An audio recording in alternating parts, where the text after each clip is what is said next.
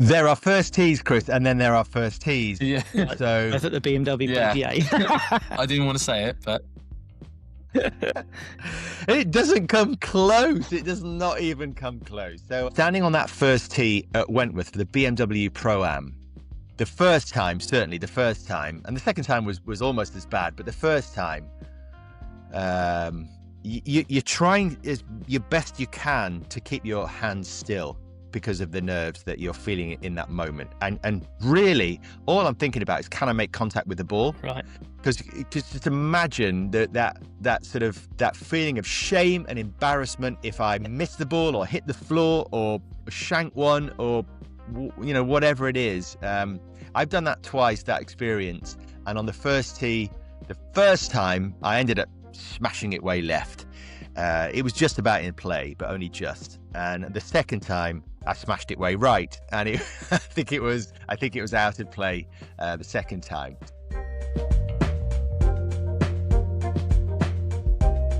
Welcome back, everybody, to yet another episode of The Halfway Hut. And we have had, and are introducing you to, a wonderful conversation that we had this week with someone who, to many in the golfing and the football world, needs no introduction. Who do we have on this week, Chris? David Jones. David Jones. Monday night football, Sunday afternoon football, a Sunderland fan, but more importantly to us and all of our listeners, he loves golf and is really pushing it with his Instagram profile, which we'll tag in down below. But David gave us some excellent advice, probably some tips that he didn't even realise he was giving us in terms of the way that he presents himself on Sky Sports Football. And we dug a little deep, didn't we, into some of his stories. Yeah. I mean, you guys kind of went on a little bit about football, and I was just sat there going, "Yep, got it, cool." Can we talk about golf now, please? But no, it was brilliant talking to him and talking about first tee nerves. Is what I loved, and everyone gets that, don't they? Everyone feels nervous in the first tee. I played just last Friday, and even I was like, there was like 4 people behind me, and I was like, start shaking. Actually, how did you play? Solid golf, actually. Yeah. I think I shot 6 over. Nice. Considering I was 5 over through 3 holes. Honestly, you've got a real issue with the first sort of 7, 8 holes. Yeah. Sorry to call you out on that, because it doesn't always happen, but you are the golfer that can go out 5 over, and then instead of letting it all completely go by the way, you can come back 3 or 4 under. Yeah.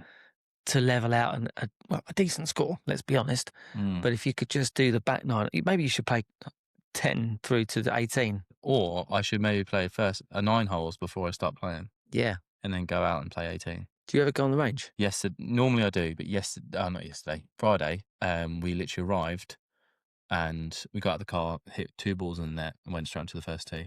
How was it playing? Amazing. Really? Played Littlehampton, and we were getting roll on the ball in the fairways. Amazing. It played perfectly. It was windy though. It's a cracking little track. If you like a sort of an introduction to links golf, I mean, that is all it is. Because It's changed a lot since I played there probably 8 years ago. Yeah. It has changed loads. It is insane. It's still quite flat, isn't it? No. Really? Yeah. It's so much different to how it used to be. Like the first hole, for instance, it used to be you'd go up the fairway and there was like a fence on the right, and then there was a path that you could see on the left. You can't see that anymore. They've built massive mounds, so it feels like you're in a stadium. I might have to check it out. It is awesome. Our first hole plays so much more intimidating, and it feels so much more enclosed. Nice. I lost my ball. So I went into the rough and I just couldn't find it. Oh, well, there you go. That's 2 shots right there. Yeah. So you had a good time. We are about to introduce you to David Jones, but before we do, let's talk about our giveaway. Oh, yes. Because we have, as you say, as you introduce the reel, we have had a very interesting year, a very successful year. We're going to talk about this on a completely separate reel, a separate post. But some of the people that have been so gracious to come onto our podcast and give us some of their time, and that we've met in the world of golf and played with, etc., which has given us an amazing springboard for 2026. However, one of our major partners, Avoda, who've been very supportive of us, now we're ambassadors of theirs, have put together some custom built wedges. They look amazing. They really, really do.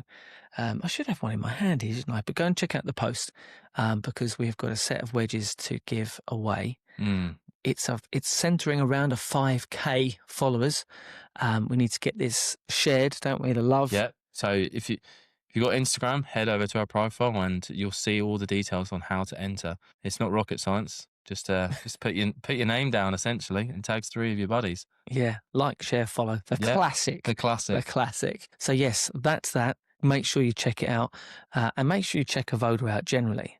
Jason Day was playing this weekend in PGA linked, It's like a joint kind of with the LPGA, yeah, and he was up in the top 10. He is still smashing it using his Avodas. Yep. We know they're slowly but surely making waves in the world, and if you get a chance to review, have a look at their curve technology. Josh Oddie does some amazing videos on that where he got 0 side spin. That's mental. Even he was like, what's going on? Yeah. How? We haven't done any videos on it, but we actually did hit the first set in the UK, didn't we? We were testing ourselves out, but unfortunately we were getting nowhere near a set. That felt amazing. Yeah. So, but to be fair, our clubs feel incredible as well. Yeah. They on Friday, back to me playing Friday, I have never hit the ball so well before. It was ridiculous. I found something in my swing. Awesome. And all the Avoda clubs just complemented it perfectly. Yep, and I can't disagree with that. Since I've changed the grips down to a smaller size, I'm absolutely loving it. Yeah, so go check them out. Honestly, check out who's using them. Check out the reviews. Just hashtag Avoda. If you go through our link, we will earn some commission on these sets, but go have a look and do your own research and talk to them direct. We know that a lot of people that have listened to some of our posts have hit them up, and they're very, very accommodating, particularly Toby Graves, who we've had on our show before. He is amazing. He's sort of heading up UK and Europe, and he will respond. He'll talk to you about what you're looking to achieve. So very, very good company. And the tech behind it, which is a big secret sauce situation, is what's actually really phenomenal. And hopefully we're going to get Tom Bailey, who's the founder, back on at some point in the new year to talk about everything that's happened since we last had him on the show. So yes, with all that in mind, we'll now introduce you and go straight into a brilliant chat, a very informal, conversational chat with David Jones of Sky Sports, of David Jones Golf. See what you think of this one, guys. Enjoy. So, we have with us this morning on the Halfway Hut podcast, David Jones. Many of you will know him from Sky Sports. There is another David Jones. He's not the ex-European Tour golfer, but he is someone that is familiar to many, many people that have a passion for football and now golf alike. So, David, welcome to the podcast today. Thank you. And thank you very much for having me on. Yeah, we really appreciate it. I think we've got lots of different things that we can talk about, haven't we, Chris? Yeah, sure. You know, before we come into the golf piece, why don't we talk about football a little bit? Where did your love for football really start? Do you know, I think it was because I grew up in the Northeast, and I was born in Shropshire, but my family moved to the Northeast for work when I was just 2 years old. My dad was a huge sports fan. He was passionately into cricket, particularly, and rugby. They were his 2 big sports. But where you were in the Northeast, where I grew up, just south of Middlesbrough, you couldn't move because football was the talk of everywhere. There are pitches everywhere, and every school played it. We sort of played rugby later, but if you wanted to play rugby, that was club rugby. And it was the same with cricket, really. It was club cricket. There wasn't too much going on at school. So it was just football all the way. Every village had at least one team. And so, we always used to play outside the back of our house. And actually, when I was very young, Jack Charlton lived on the same little cul-de-sac that I did. He was manager of the Middlesbrough side in the sort of, I suppose must have been late 70s.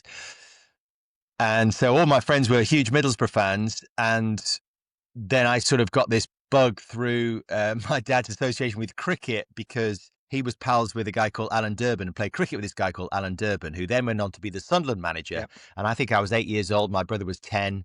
And we were then started to be taken to proper football matches. And I had all the league tables at home, the little things that used to move around, the paper card league tables. So I was obsessed with football. And I was always obsessed with sort of stats in football as well. So it was quite lucky what I'm doing now. And then we'd go to Sunderland, and my first game at Sunderland, I was absolutely hooked. Just the passion of the people, which I hadn't really been exposed to. that noise, the atmosphere, everything was just sort of seeped into my soul from day one of going to Sunderland. And yeah, that was 40 odd years ago. And I'm very, very fortunate that somewhere along the line, I managed to started making a career out of it. Amazing. Nice. So when did going from watching a team like Sunderland to being your team? When did how long did it take for that adjustment Yeah. to be made? About 5 minutes, I think. I think if it, Honestly, it was just like because I'd never been to football before, and going to Roker Park, this sort of, it was a bit of a ramshackle's not the right word, but it was a very dated stadium even when I started going to it. But it was hidden in this web of sort of terrace streets. And the closer you got to the stadium, the busier it got, the noise, the smells of the street sellers. I've been never exposed to any of that sort of stuff. I grew up in a very quiet little village in North Yorkshire. So my eyes were on stalks, really. And then it was the accents that I was captivated by, the Sunderland accent, and then this sort of the red and white that everybody had as well. And I wanted that red and white before I'd even seen the team play. And then you hear that roar when the teams come out, and that huge roar every time they go near the goal, which became, I later heard was the Roker roar. And it sounds like a bit of a cliche, but it's not. It sort of gets into your bones. And yeah, I think it was a very, very quick transition for me. So the first game I went to, I was absolutely hooked, and I was a Sunderland fan, and there's no going back after that, really. Yeah, no, the Roker Roar is famous, isn't it? From Roker Park, huge stand there. And of course, I never got to go there, but I went to the Stadium of Light 2 or 3 years ago with a friend of mine who's a massive Sunderland fan. Very similar upbringing to yourself in that his father Sunderland through and through, and of course that usually goes down the genealogical line, doesn't it? And I was so impressed with what they've done. It's almost a shame. I mean, this isn't a podcast on Sunderland, but I follow them very, very closely because of my friend. We were always chatting about Brighton versus Sunderland, and they were, of course, up and finished 7th, I think, when Quinn and Phillips had that amazing partnership that season. But the Stadium of Light is a pretty impressive ground. And now back in the Premier League, I mean, you must be grinning like a Cheshire cat, right? It's been a really strange few years for me, Mark, because I've done my time on the board as well, and I had 6 years working as the non-exec at the club. And if you think that when I was 10 years old, so I started going when I was 8. When I was 10 years old, I wrote a letter. It was after Alan Durban had been sacked, actually. I wrote a letter to the club asking to be a mascot, because that was my absolute dream. That was the zenith for me. And I would come home every day waiting for that letter from the football club, in anticipation and hope. And finally, it must have been 3 months after I wrote off, I got the letter, and it was, "Dear David, I'm sorry to inform you, world ended that I couldn't get the chance to be because of demand, and please try again in future years," or something like that. So to go from that 10-year-old boy who was desperate to be a mascot to serving on the board for 6 years was that little boy's dream come true. Well, the dream was to play for the team, but I was never going to be able to achieve that, unfortunately. So the next best thing for me was to be on the board and be influencing huge decisions the football club was making in terms of managers they were recruiting, the transfer policy they were undertaking, all that sort of stuff that was going on behind the scenes. And yeah, so that, when I joined the club, it was in League One as a board member. And when I left, we'd just been promoted to the Premier League. And for me, I felt job done. I can walk away really happy with what I've contributed, the work that I put into restoring this club to its rightful place. But in reality, I felt that it was time to hand the baton over to people who are much more qualified at that level to help take the club forward. Yeah, amazing. I mean, as I said, this isn't a Sunderland-focused podcast, but I'm very, very interested in journeys like Sunderland. I mean, being a Brighton fan since, well, I'm 47. No, I'm not. I'm 48. And Grandad started taking me to the Goldstone back in when I was 5, 6. And the journey has been a crazy one now to the Amex. They seem to be, for those that know football, kind of in some ways, not all, a revered club in the policy of bringing on new players, finding these hidden gems, selling them for silly money. You possibly don't get to talk too much on air about your feelings because they're probably one-sided with Sunderland, but what a start to the season. I mean, did you expect this as a fan as well as someone involved in football? I sort of no. It's a short answer, but I was really surprised because the conversations I was, and I've not actually spoken about this anywhere else actually, but the conversations I was having with the club and with the owner Kirill Louis Dreyfus at the back end of the season when we were sort of in the playoffs was how would we go about this, and two plans were being formed about another season in the championship, and that was a little bit worrying, that plan, because that was more about conserving resources, and one or two players were approaching the end of their contract and would probably have to be sold. And then you were going back into that cycle of trying to find some more hidden gems, much in the way that Brighton have done, but on a smaller scale, to help us propel us into those playoffs and give ourselves a shot of promotion again. So to go from finally actually winning the playoffs, which was unexpected at the time, I think, and then you've got a shorter window to actually plan for that first step into the Premier League. I was surprised because I'd stepped away sort of halfway through that period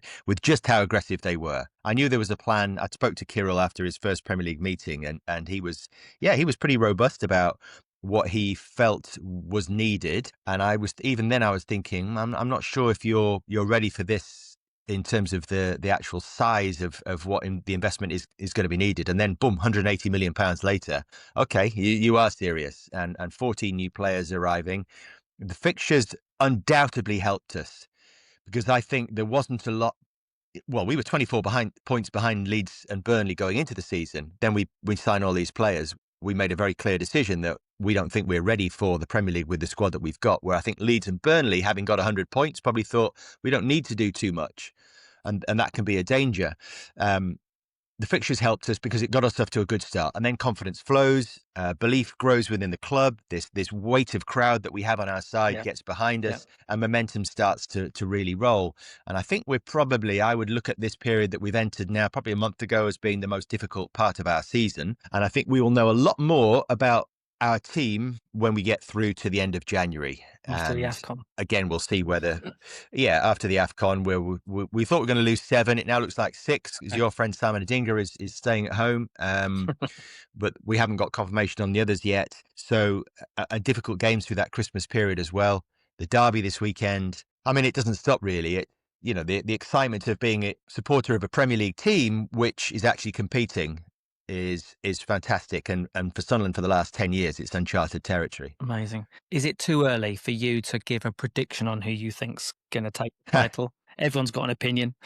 It's between two. It's between Arsenal and Manchester City, and I would still narrowly favour Arsenal on the basis that they, I think, have had their most testing period. They're going through it right now. And I think that might come for City later. City are in this flush period where goals are flying in left, right and centre, but they still, only won by a goal against Leeds, only won by a goal against Fulham. They brushed Sunderland aside last week, but I do still think there's vulnerability about City. They're still talking about, well, wait till Rodri comes back. But I think that Arsenal have just got more this year, and I think they've got so many options. They are at their lowest point right now in terms of injuries, and I think they will get over the line but I think it's going to be really exciting to watch. I know you're London based now, right? Yeah. Do you get to see Sunderland play when they're in the area? Are you so stacked out with work? The reality is I thought I'd be able to get to loads of games this year, and I was quite looking forward to doing that as a fan, and I've not been to a single game. And I thank Sky Sports for a 40% increase in live matches this year, because I think I've done most of those 40%. I mean, as a case in point, we played away at Fulham and away at Chelsea, and on both of those occasions, I actually had to drive past the ground on my way into Sky Studios, where I was on duty just a couple of hours later. So that's been tricky. I've seen most of them. I'm very fortunate as a Sky presenter that talks about Premier League football, that they have a demand and a need to watch Premier League matches when they're not live. So I do get feeds of the games, and I've watched pretty much every minute of every game, which has been fun. But no, I haven't been able to get to one yet. So how did that transition come about, being able to then go into presenting on Sky? How did that journey come about?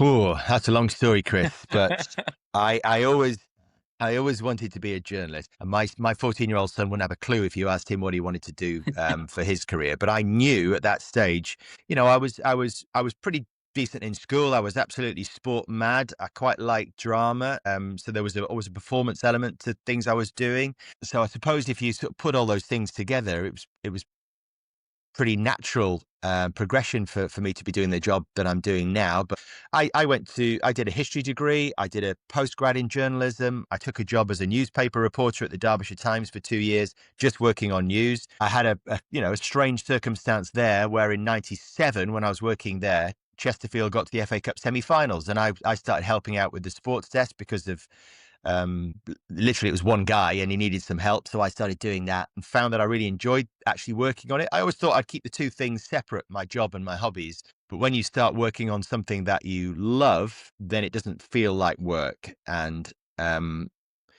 I very fortunately got my foot in the door at Sky the following year, and literally it was being in the right place at the right time several times, and getting lucky breaks. I always say to people, if you're in a place of work that is progressive and there are opportunities that come your way, make sure that you take them. Make sure that you have the right attitude, that you've got the right work ethic, that you are treating people well, and you never know what can fall in your lap. Yeah, exactly. And being such a big football fan, what was it like first walking into the stadium, working not as there as to watch the game?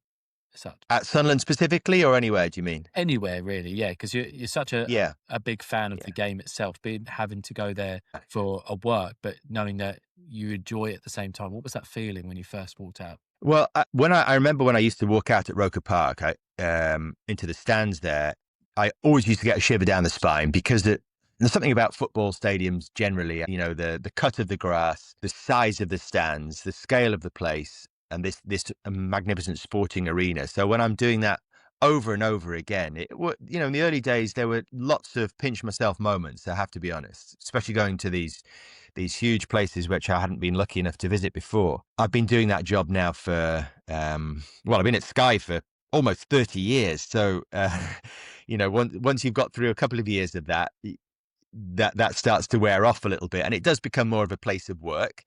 But that was very special to build all those experiences in those early days. I've got very fond memories of that. Amazing. And let's start to bring in. It's been 15 or so minutes now. Bring in golf. Who put a club in your hands first of all? And you remember those early? Were you instantly hooked? No, I don't think I was. I've had a love-hate relationship with golf, I think. So I played a lot of cricket when I was a kid. Right. So that was my sport, really. And I played, well, at school, if I think back, I played sort of county cricket, county football, captain of the district at hockey, county athletics. So I was spreading myself pretty thin across a lot of things, but cricket and football were my two main sports. It was only really, my dad was a cricketer, so he retired probably in his early 40s, and he had that competitive spirit still, and he wanted to do something. So he started on the golf trail at Middlesbrough, a place called Brass Castle Golf Course in Middlesbrough. I think he ended up taking a flat there at one point, and sort of we would go and see him and start knocking about when everyone else had gone home, and he'd throw a couple of balls down and hit that, and if you've bumped into people who've got hockey and cricket experience on the golf course, generally they can hit a ball.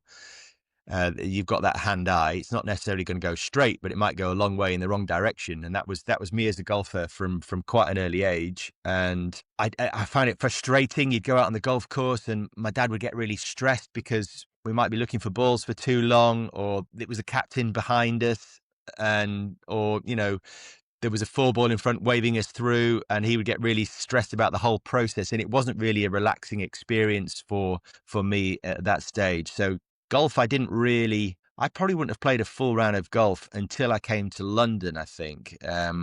maybe one or two at Chesterfield. I did have a partner at one stage in Chesterfield whose dad was a scratch golfer, so I played with him, I think maybe once or twice. But then when I came to London, it was a group of us that were doing shift work on Sky Sports News, and we would have 4 days on, 4 days off. So we were filling the time.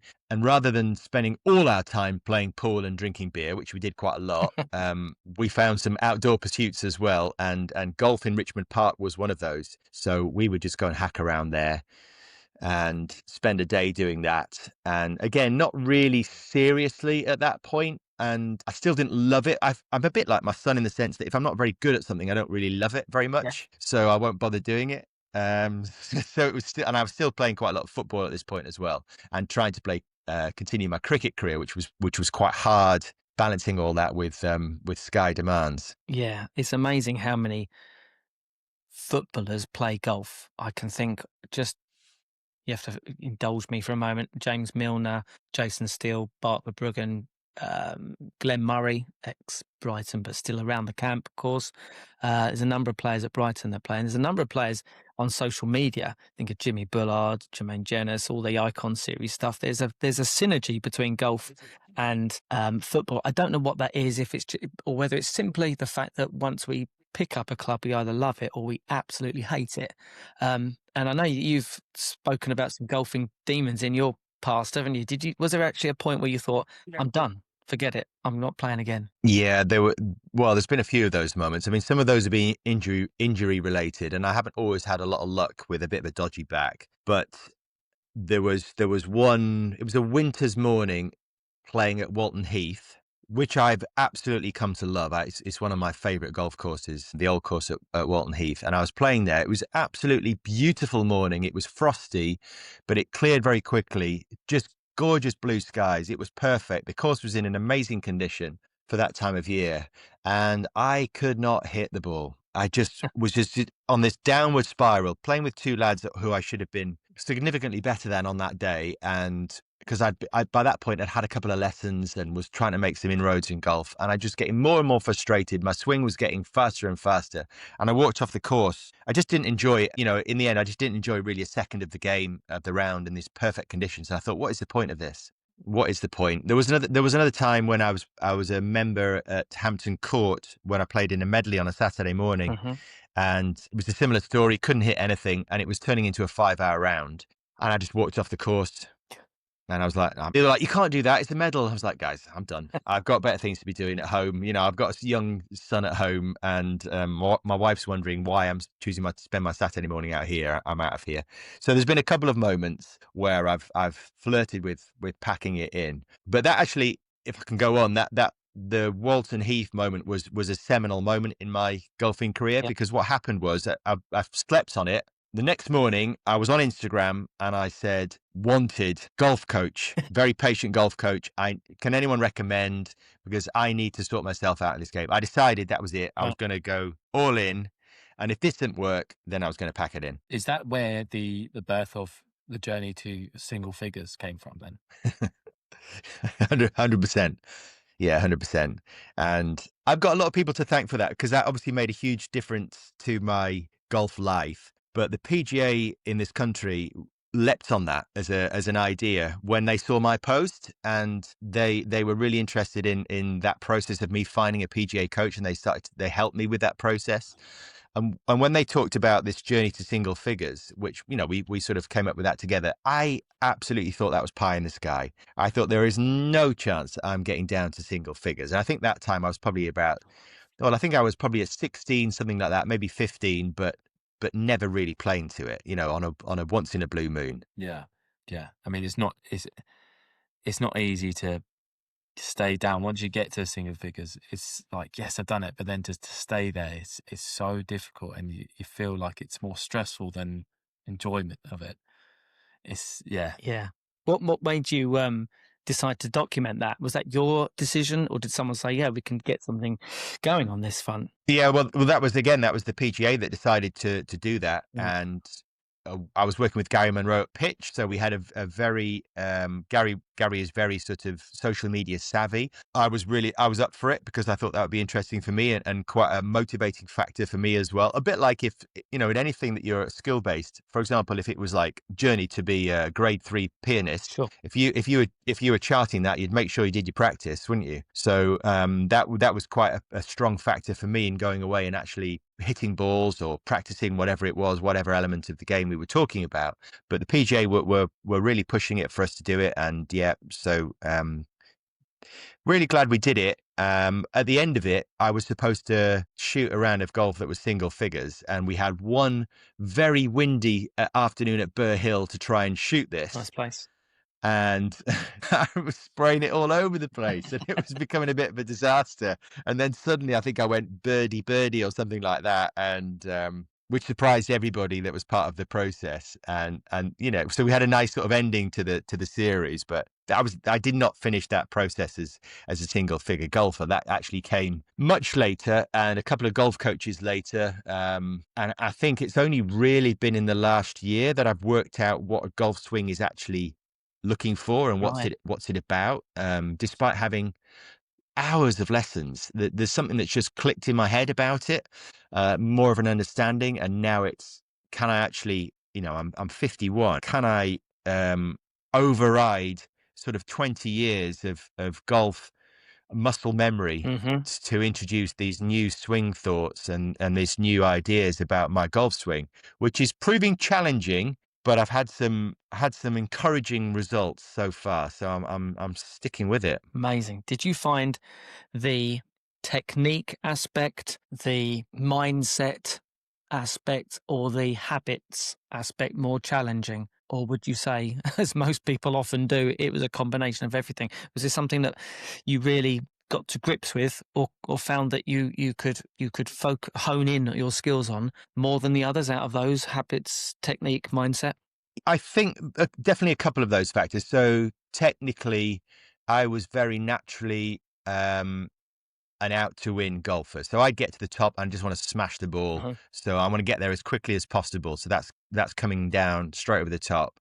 And I had success with the drives for quite a few years. I could hit the ball off the tee pretty well. But then when I started being introduced to this change in the golf swing and actually you need to drop the club. I mean, that actual element of dropping the club from up there is so unnatural, I think, for people, unless you're actually doing that anyway and getting your club on plane. So that is the thing I've been battling with for the last couple of years, to try and introduce that element. And then the leg work, combining all these things together, that's still very much an ongoing process, which is why I quite like that bit of going to a golf simulator in the winter and taking my time over it and trying to get all these things in place and then slowly introducing that. I quite like that as a process. In terms of the mental side of things, it's I know people talk about it, but it's still massively underrated. I want to give you an example about this. When I went to Turnberry in September,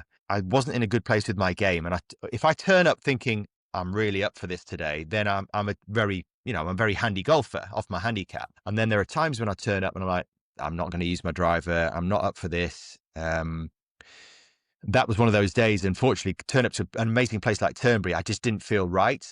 We had 15 minutes on the driving range, and I was coming off all different parts of the club apart from the middle, and it was hurting my hands. I was hitting low shots, firing off to the right, pulling it left. I was like, I can't go out on this golf course. This is disaster. I've been waiting so long to play here, and now I'm playing like this. Got to the first tee, somehow managed to collect my thoughts. I was playing with my good friend who's probably a similar level to me, and another guy who was off 3. And watched him swing, and I just thought, I'm just going to copy his tempo.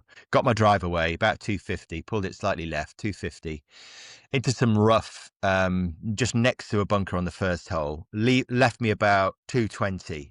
And I was just thinking, I'm just going to hit a pitching wedge out of this rough, and then another pitching wedge onto the green and see if I can get myself a bogey on the first hole. Then this guy who was off 3, he was actually a bit behind me off the tee, pulled out this wood and smashed one down there. And I thought, well, that's interesting. So I thought, well, what have I got to lose? How many times am I here? So I pulled out my 5 wood, which I had been hitting quite well anyway going into it. And I ripped this 5 wood to about 20 feet of the pin. Wow. And that was the total mind switch of that's what I'm talking about. Yeah. And I actually hold the putt as well for birdie on the first at Turnberry, and I think I was 1 over at the turn. Wow. And it was just a totally different mindset as opposed to me getting my pitching wedge out or just try and get it down there, trying to play safety first. I'm not feeling good about my game. So that's what I'm talking about. It's trying to get yourself in that mindset that, yes, you can play golf. Don't be afraid of what's out there. So that was a big mental leap for me. So just remind everyone, what is your current handicap, David? So my current handicap is officially, I think it's 8.4. Okay. But I've not put a card in for some time because I've not been a member of a golf club for the last year. Yep. I left one behind and sort of spent the year being a bit of a traveling Wilbury. Yep. And I documented this on my socials recently. I played in 9 countries this year. And actually, my last count, I played in 40 different courses in the last 12 months. So on some of those, I will have played 4 or 5 over par. And some of them I would have been 24 over is the reality of where my game still is. Sounds about right. And is there a favourite club in the bag that you've got at the moment that you think this is something I'm relatively comfortable with compared to everything else? I've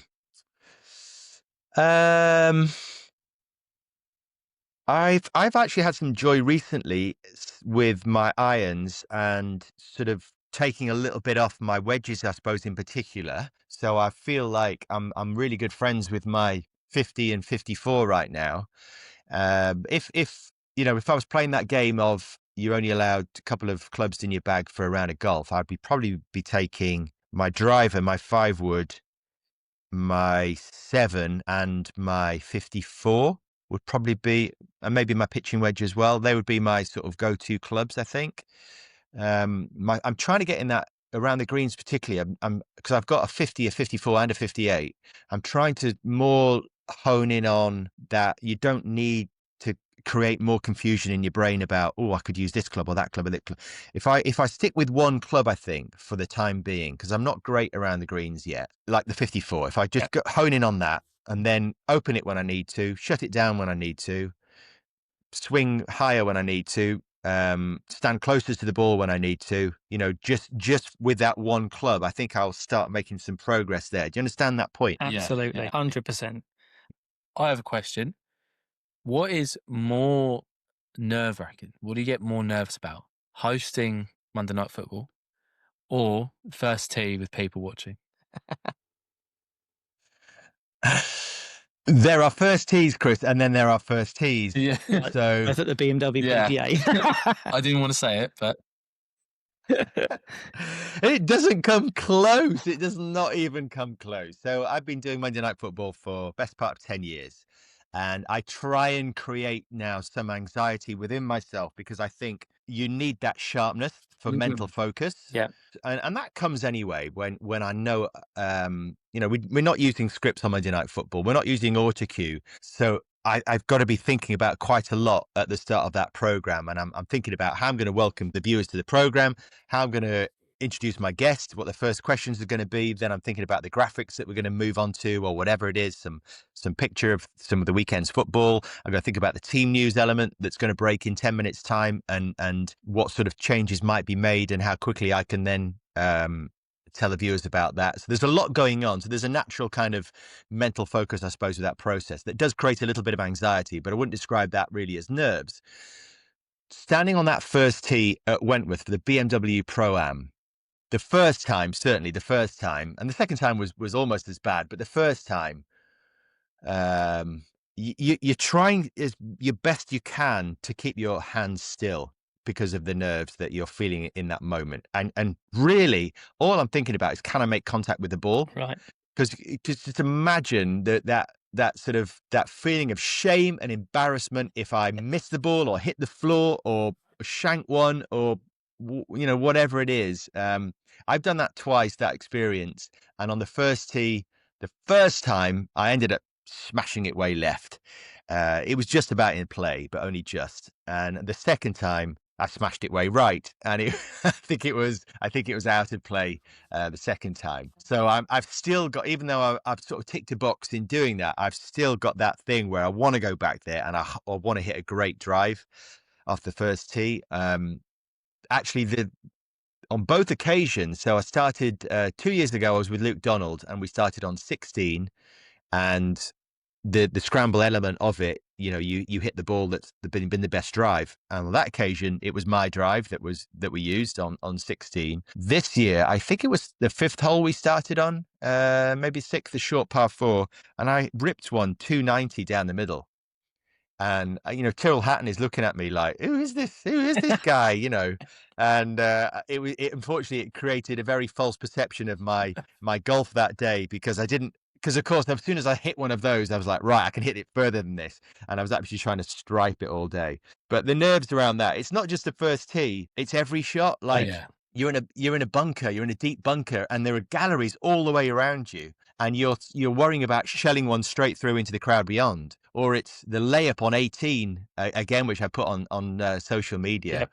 Yep. This video got about 650,000 views on Instagram. I think it was. I'd actually tried to get onto the green in 2 and ended up laying up, very disappointingly, again with the trusty 5 wood, but left me with this awful little distance over the water onto the green, and I managed to hit a decent shot, which was probably. Well, that and my second shot on the first tee, where I hit a 6 iron, I was about 170, hit a 6 iron to within about 20 feet on the first, and got a round of applause from Tyrrell. That for me, I was like, I can go home now. I've had my moment. That is it, because that's what that pro-am is all about. It doesn't really matter if you play well or you don't. That's what I've learned through that experience. It's about having a few good shots, getting a few claps from the crowd, and just soaking up that experience with an unbelievable sports person next to you. Yeah. I can imagine that even the driving range is very similar, because you've got guys left and right of you potentially striping it all in a row. The first year that I did it was a free for all, so you could. Well, I think it was a free for all. It certainly was when I turned up there and I put my ball down. I was like, I just need to hit some. I just need to make contact with the ball before I go out there.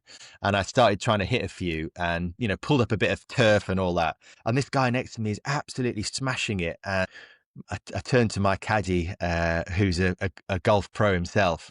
And he was like, Dave, do you know who that is next to you? And I could only see the back of him. Right. So I wasn't sure. He goes, it's Sepp Straka next to you.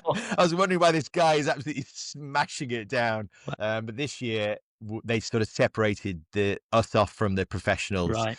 So, yeah, it wasn't quite as nerve-wracking, but you're 100% right. That could be as tense as the golf itself. Yeah. Have you played Wentworth a number of times outside of the BMW? Do you feel you know the course? I have. I've been lucky enough to be invited a few times, and I've always had this in my head that it's a really tough course. But I've played there. I played there once when my game was completely off it, and ended up just having to go and put my ball down on the fairway with the group I was playing with, because I was smashing it left, right, and centre. So I can't say that I've ever played the golf course well. I do find it a difficult golf course, and actually probably the best I've played it was on this last pro-am with Tyrrell, which was timely. Yeah, I'll say about what they were about to golf and do. There was quite a few of them. We were there for the practice day this year, weren't we? Practice day, yeah. Got to talk to a few players. We had a nice little chat with Alex Noren, and of course he was just about to fly out to the States. So that was, I presume, as well as playing, you're an armchair golf fan through and through, and the Ryder Cup is just glued to the TV, or you happen to be working that? Massively. No, massively. I was working actually, but I don't think I missed barely a shot from that Ryder Cup. And yeah, once you've just had the experience of playing with the guys and seeing them on the driving range and sort of hanging around them a bit as well, I felt hugely invested. And of course it was Tyrrell at the back end of those singles, who I thought was, on the day I thought was probably going to have an insignificant role, because it felt like obviously it was going to get done much earlier than that. But I remember talking to him about it quite a lot as we walked round, and the nerves and the anxiety and how he felt over certain shots. And he was sort of saying to me, look, this is he basically was saying to me, this is my superpower. Right. Do not get nervous about these moments. And if I did, I wouldn't be doing what I'm doing. So I was thinking about that as he's coming down 17 and 18, thinking Till's going to be just fine here. Yeah. I had every confidence that he was going to be cope with those conditions and that situation, which a lot of people would have struggled under. I thought he was going to be just fine. golf was always on at home. My dad was always trying to get me to watch the Open or the Ryder Cup or whatever. And I suppose it was only probably through my late 20s that I developed that passion and love for watching those events. And now I'm counting down. How long we got? 5 months to the Masters. Can't wait. It feels like forever. And I love the Masters, but I get so sad watching it because I know that at the end of it, it's going to be another year. Do you understand what I'm saying? It's like, it's a mad one because it's so special and it's so unique that I've got this almost this like anxiety building in me on the final day that I'm not going to get this feeling for another year watching this golf tournament. That is my number one bucket list thing, to go there. I've had a little bit of experience watching golf live, but that is, I've got to find a way to get out to Augusta. Yeah, if anyone's listening.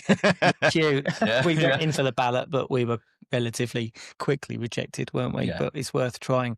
I mean, you've got this golf Yeah. page, and if people search through all your posts, they can see, what you're doing and why. But just explain to us and those that listen, what was the thought behind going from, well, I've got my Instagram page and sharing stories, I'm going to create a dedicated golf page? What was the point, and has that point changed or evolved as you've gone through the posts and the journey of your own golf life? Yeah, absolutely has. So the initial thing was around Instagram, and I think a lot of people in my position do have Instagram pages or whatever, and they use social media as a way of communicating with their audience and having some kind of profile on there that you can leverage in different ways as a professional. And then golf became sort of a big part of my life. And actually, it was probably around about the time of the journey to single figures stuff that I thought, I'm not sure if everyone that follows me is actually interested in this. So that was the biggest driver for me separating the two. Yeah. And I'm thinking, okay, well, I'm going to have this football me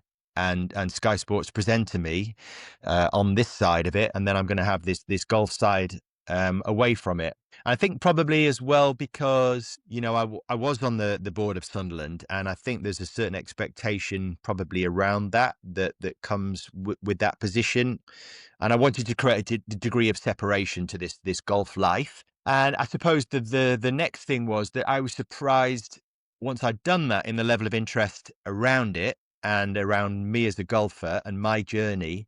So then I was getting natural encouragement from the viewers, the followers slowly growing, that I thought, there's maybe something in this, And the thing about golf that you guys will know anyway is that the more you play it, the more time you invest in it, the more it seeps into your life and seeps into your brain. 100%. And sort of takes over. So I'm really lucky that I've got these two things that I'm hugely passionate about that I've got time for, and that my profile has helped me have some amazing experiences with the football over here and the golf over here. And now I quite like the separation of the two. And we'll see if one day I bring them back together. But for the moment, I'm really comfortable with the fact that the golf bit is growing over here, and that's been, I've been really lucky to have interest from clothing people, from manufacturers, from golf travel companies, and through that, then that's sort of grown so that was on the panel of the Golf Course Awards this year. I sort of contribute to the top 100 lists for Golf World, and really that's come about through my relationship with a guy that I was at journalist college with, a guy called Chris Bertram, who compiles those lists. And Chris has opened a million doors for me in the golf world, which has been fantastic. So I wouldn't really be doing this, I wouldn't be talking to you guys if it wasn't for him, to be honest, because he's helped open doors for me that have kept this journey moving in the right direction. Well, that's fantastic. And I'm sure that you've been grateful and loved walking through these doors, I'm sure, over the last however many years it's been.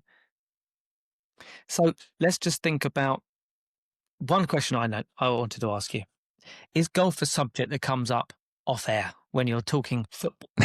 Is it something that you just chat about? It really depends who I'm working with. And if it's Jamie Carragher, I know better than to mention it in his presence. Right. Because he's not a golf fan. Roy tolerates the conversations and sort of understands it understands the sort of passion that we would have for the game, Right. but he hasn't sort of really dipped his toe in the water too much around it. He has played a couple of times, but not too much. James Maddison was with me the other night, and we spent half the night talking golf. Yep. He has a golf day every year, which comes at a really bad time for me that I'm not able to play in. We talked a lot about his game. Jamie Redknapp and I is probably the main subject of conversation, golf, because he's as much a golf nut as I am. He just happens to be a member of Sunnydale and Queenwood, so probably gets a few more opportunities to play and practice than I do currently. So yeah, it is talked about quite a lot, dependent on the guest that comes in. I did notice on Monday you had Madders on, and I thought, he's a golf nut. I wonder whether that was something that would be discussed. Do you know what? It surprises me, people like Madders, who I'd never actually met before, but we'd spoken on social media and whatnot, that he'd messaged me about his golf day last year, and then started talking to me the other night about my golf swing without me bringing it up at all, because he's watched it, because he's been on Instagram and watched it. I had a nice message from Jimmy Bullard. Again, I don't think I've met Jimmy for 20 years. Although he worked at Sky, our paths never crossed. And so he messaged me and said, he wants a game. I had a message from Niall Horan out of the blue. And I won't share what he sort of said on it, but it's when you sort of get that accumulation of messages from these type of people that you start to think, there might be something in this, that I can actually maybe progress this from Instagram to other areas and start taking this into longer form videos, that it might get more interesting. Absolutely. And I was saying this to Mark, it's quite funny how people that you may haven't spoken to for a long time or don't necessarily speak to are in completely different areas in their careers or around the world. Suddenly you have this main thing in common that both of you cannot stop talking about to each other. It's quite funny when you meet them, and then suddenly we're like, yeah, how are you? Anyway, golf. That's what we really want to talk about now, isn't it? Yeah. And I can get quite deep and nerdy on swings quite quickly, and because I've had a few more technical lessons, I'm really interested in other people's golf swings as well. So I'll be sort of like, just show me what you do there again, and I'll be like looking at them. You start, even though you're just doing sort of shadow swings with people. So yeah, it's once you're part of the club, man, it's very difficult to get out of, isn't it? It is. Don't get me started. I mean, as I said earlier, and I've mentioned this once or twice on the podcast before, I'm well into my 40s now. And when I was 30, I had this crazy idea that I was going to turn pro when I was 50. And I went to my local pro and said, what's the deal? What do you reckon? And he went, well, you've got 20 years. Anything's possible. But it led me down this rabbit hole of biodynamics, mindset stuff, extreme coaching, fitness, health, nutrition. It literally drew me in. And if I wasn't watching it on Sky, the highlights at the end of it, I was reading books about it of people who'd done the same sort of thing. I was finding every novel, every story, everything. And if I wasn't reading about it, I was playing it. So yeah, I was one of those obsessed kind of characters. And then I had an injury, not similar injury, but I had an injury like yourself. And I suddenly had this realization, what am I doing? What honestly am I doing? And I think I pretty much stopped because I put myself under so much pressure. I actually started playing better when I decided to let go of all kind of goals, and just deciding to enjoy the game. I don't know if you experienced that yourself a little bit. Well, I actually enjoy the game. No, not really. Yeah, I do. I've got this thing going at the moment where I'll go and play with the pro at Dulwich for like 3 or 4 holes, and we'll film it. That's actually quite nice. I quite enjoy that. Just 3 or 4 hole element, which doesn't take all day, and you're just going out there and having a bit of a hit. So, but I was talking about this, in fact, with Madison the other night. We were talking about my sort of future projects, and he said, "Do you ever actually go out and just play golf and not film it?" And those times are actually quite rare now. Right. Some of the times are when I'm with Chris and we're going to have a look at a new golf course, and we're thinking about the course that we're playing, and you don't actually stop and think, oh, I should have filmed you playing that shot on this hole or whatever. And before you know it, you've done 16 holes and it's started to rain and it's sort of too late. But yeah, I think it's important to do that. And I think that would happen more if I was a member of a club where you're going out and playing in a a morning, what they're called, I don't know, like with a group or whatever, and you're just having a bit of fun, a bit of competition between you guys. I would do that more if I was a member, but I'm going through a process at the moment where I'm hopeful to be a member of a golf club, but that's probably not going to happen next year either. So I will be having another year of ticking off as many of these places, and that's been important for me actually, because it's given me context which you guys will have naturally, given that your history in golf, but I haven't had that because I've started late. Sure. And I need to build up this knowledge, because if you're playing one course and you think it's amazing, well, how do you know it's amazing? Well, it could be amazing, but how do you know where it sits if you haven't played those 10 over there? So I've still got loads of golf to play, like around Liverpool, in Ireland, in Scotland, some of the courses down in down in Kent. There's loads of things that I haven't done yet, which I still want to do. I suppose the worry for me, in the back of my head, is what happens in 5 years' time when I've played all of them. What do I do next for my sort of motivation and my golf journey? But the one thing I would say, and this goes back to your thing about, at 30 saying, can I turn pro at 50? Well, for me at 50, can I actually go lower in my handicap? So I've actually peaked already as a golfer? And I would say unequivocally that I haven't. Yep. And I think about sports in which that process can happen at my age, our age, where you can get better still. And there's actually two things that I'm doing right now. I'm probably lifting heavier weights than I ever did in my life. Okay. And there's not many things, not many sports where you can get better or hit personal bests at this stage of your life. But I think I can be a better golfer still and get better. Yep. And that is an amazing thing about such a technical sport, where I could actually be a better golfer at 50 or 55 than I was at 25, 30. I think that's really cool, actually. Yeah, no, it is really cool. And I think if you think about remove European tours, senior tour professionals from the equation, how often do you go to your club and you see someone 70, 80 hitting 70, 72, 71, or maybe even less, and you think, they just keep it really straight. I mean, you could just go into the science of it all, but it is, you're right, David, absolutely a sport where with the right approach, the right dedication, and even without even hitting it that far, you can actually get better. You look. So as your body begins to kind of, maybe, dare I say, break down, change in its ability to move, etc. But, in your 40s, 50s, 60s, for sure, you can be playing pretty decent scores, 100%. My dad's pretty inspiring on this element. He's he's 83, and he's just sort of recently joined a new golf club where he lives, and he's not like a doddery 83. He's a very fit 83, and it makes me think that could be, I could have another 30 years of this, which would be absolutely amazing. And there are just a few elements, like when we played, for example, at Bearwood Lakes, as part of the process of me on this golf course awards panel. I was trying to have a look at that for the first time, and the first tee there, I don't know if you know the course, but there's water out in front. So you've got quite a clearance to get to, it might be 130 or something like that, to get to the fairway. And we jumped in front of a 3-ball because we were a 2-ball. They said, guys, go on ahead. And we had a buggy as well. So they were like, please go on ahead. And my dad was clearly nervous about this. And I thought, there are some golf courses that would actually, and have started introducing these silver tees for older golfers, which I think is a really good thing. St. Enodoc being a case in point, where, you get to a certain age. I think you have to qualify by age to be able to play off the silver tee. And then you can be competitive with a guy playing who's, 20, 30, sometimes 50 years younger than you, playing off a white tee further back. And I think that's absolutely totally fair, because it should be about, can you hit it straight, not how far can you hit it. Absolutely. Yeah. You mentioned some pretty amazing courses, and I've seen, I'm sure everyone else that's listening to this has seen some of the stuff you put out on social media.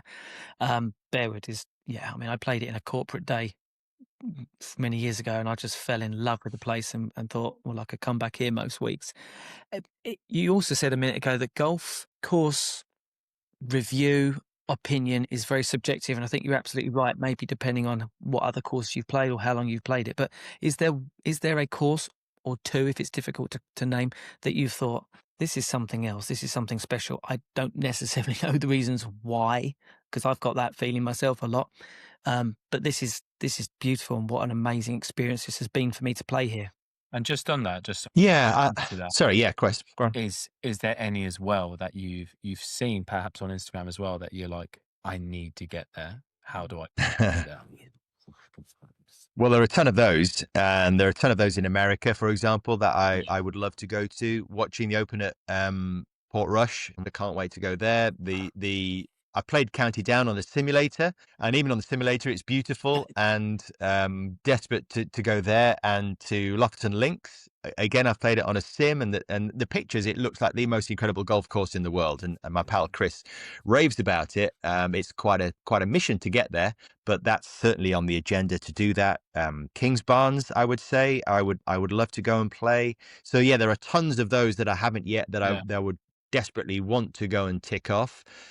Of the ones I have been lucky enough to play, when I went to the old, and I know the old course is controversial, and you guys will have much more layered kind of opinions on it than I do, as a relative newcomer to this. But for me, it felt like I was stepping onto a film set when I went to St Andrews for the first time, and I just got a buzz going into the town. Yeah. And the only thing I could really equate it to, really, from my experience, was like when you go on a ski trip and then you arrive at the resort and you see all the sort of chairlifts, and you see these incredible slopes and these beautiful little places to eat and drink. That was the only sort of time probably that I could compare that as arriving in St Andrews and be like, what, that's that building I've seen so many times. And so he threw the bags into the hotel and just sort of ran down to the first tee just to soak it up, and just to like walk around all these golf shops with the logos on. It's just snapping up as much merchandise as I possibly could. I thought that was just a magical place, and it was played it on a beautiful day as well. Didn't play that well, but it didn't detract from the experience of just being there and walking that hallowed turf. The stretch by the coast at Turnberry. I turned to my playing partner. I was like, "This is just off the charts. This golf." And it's like, wow, look at where we're going to go. We're going to go over there. It was just amazing. Away from those sort of classics, played quite a bit in the Middle East over the last couple of years, and I did get a very, very special feeling from Yas Links quite early into my round there that they've been clever enough to create this course, built it from scratch on this land. And some people are very anti this sort of golf course design of shifting sand here and there to create lumps and bumps. But when we played it at sunset, and my jaw was just on the floor. It was just absolutely beautiful. And though, when you have those moments, I still think about that. Was 2 years ago that I played there, and I still think about, I'd love to go back and have that experience again. That would be very, very special place. Yeah, you're right. And the list can probably go on and on, because there's, apart from perhaps your local track, which is good for juniors or introducing, most golf courses have their own unique approach, and it's add into the equation your obsession. It's just a great place to be, isn't it, for 4 hours or so? I mean, what does a perfect golf day look like for you? Who you're with, and where are you? Oh, yeah. I'm probably, a lot of people talk about my dream four ball would be Tiger, but I actually love sharing the experience of these things with really good mates. And we might have a 3 ball and sprinkle somebody in, like a Tyrrell, who was absolutely magnificent fun, or a Justin Rose, who I'm just in awe of, or a Rory, of course. Who's just a superstar, but it generally, my ideal golf days, there's quite a lot of eating and drinking involved. What I've been in the habit of doing with my pal Chris is trying to fit loads of golf into like a 2-day trip or a 3-day trip, and sometimes that stuff gets left behind. But a really nice leisurely breakfast when you're perhaps perusing the card, or you're on your phone looking at the layout of the course that you're about to play before you go out. And then I'm probably more someone who would like to go to the golf course, have a bit of a practice, take my time for a couple of hours, have a bit of a hit, have some chipping, have a bit of putting, doing all that, having a nice lunch there, and then going out and getting that late afternoon bit where the golf course is quieter. I am just not a fan of 6-hour rounds, 5-hour rounds of golf. So I quite like it when you're the back marker and you're coming in, as I say, when the sun is sort of burnt off a little bit, whether it's in England or abroad or anywhere really. And that's where I feel golf courses are at their most beautiful. And I'm already thinking about that first beer on the terrace once I've holed my birdie on 18, and then a really nice civilized meal with a bottle of red wine. I mean, that's, that for me is just, life doesn't get much better than that, really. So I've got loads of mates who go on these golf trips, and they're effectively stag do's, Right. and that's not my. I've got to say that's not really my bag. No, I'm with you on that.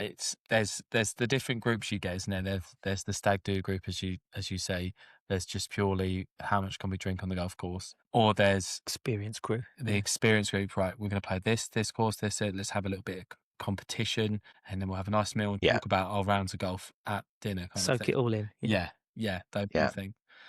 So we're so grateful for the time you've given us. Just one last question: what are your goals going forward? Then, what's your goals for the next year or two? Whether that be handicap or courses that you're going to play, what does that look like for you? Handicap wise, I'm not sure because as I say, I'm not a member at the moment, so I'm not sure if I'm going to be able to practice enough on certain elements of my game that I need to improve my handicap. And I think that will change as soon as I'm a member of a golf club again. I can really get to grips with my short game. It's not a great excuse because I can always find somewhere to do it probably, but it's just having that ability to turn up at a place with a bucket of balls for a couple of hours and sort of chip and do all that stuff, which I really enjoy doing. I really enjoy that process as well, but I haven't got the opportunity at the moment. So I'm probably not going to make much inroad in terms of the handicap. I don't think this year. In terms of my golf travel, I certainly am ambitious to get to a few more places. And I've mentioned a few of those. I've never played golf in Ireland. I want to do that in 2026. I've never played golf on that belt around Liverpool and Southport before. I want to do that in 2026. I want to get down to Royal St. George in 2026. I've done quite well getting around Europe so far, and I've been very lucky to play at a lot of the continental Europe's top 20. So I've got a few gaps there that I would like to fill in. I would like to travel to a new country in the Middle East. Well, we've been to Dubai the last couple of years, been to Abu Dhabi. I quite fancy playing golf in Oman, which I haven't done yet. Maybe even Morocco. I've been to Egypt the last couple of years, which is underrated. A place called Summer Bay, which is great value, which I would recommend to anybody. Groups of guys going down there. I think they'll have a load of fun, or couples or anybody, quite frankly.